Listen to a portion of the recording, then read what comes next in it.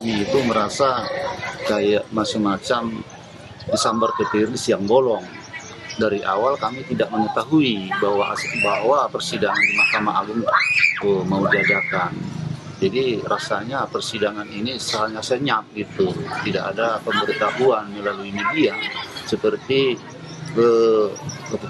sidang-sidang di pengadilan tinggi sebelumnya kan secara langsung disiarkan. Jadi kami merasa kecewa dalam keputusan ini.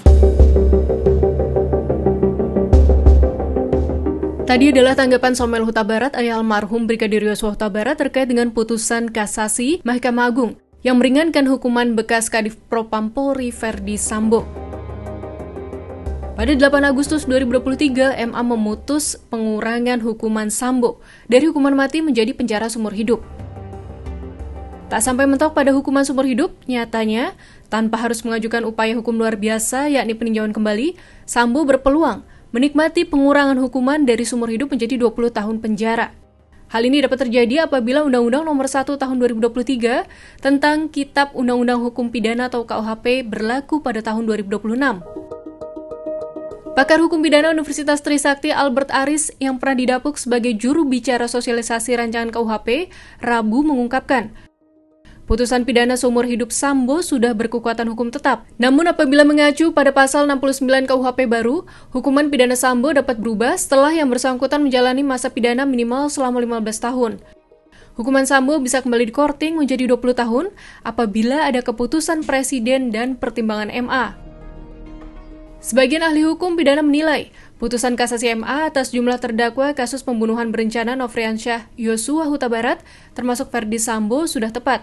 Anulir terhadap hukuman mati sudah sesuai dengan perkembangan hukum modern yang tidak lagi mengedepankan pemidanaan sebagai sarana balas dendam. Ahli hukum pidana dari Universitas Trisakti Abdul Fikar Hajar mengungkapkan, hukum modern tidak lagi mengenal pidana mati mengingat tujuan akhir penghukuman adalah memanusiakan manusia. Mantan Hakim Agung Gayus T. Lumbun juga menilai, MA sudah bertindak sebagai judek juris atau pengadilan yang mengoreksi putusan pengadilan sebelumnya, yakni pengadilan negeri dan pengadilan tinggi.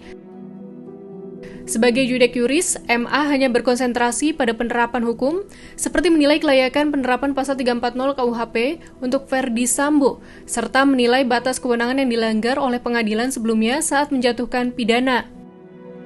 Gayus berpendapat penerapan pasal 340 KUHP untuk Sambo tidak tepat.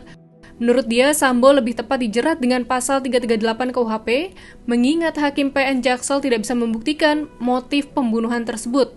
Adapun ancaman pidana bagi pelaku pelanggaran pasal 338 KUHP adalah 15 tahun penjara. Sebaliknya, putusan MA telah meruntuhkan kepercayaan keluarga Brigadir Yosua Huta Barat.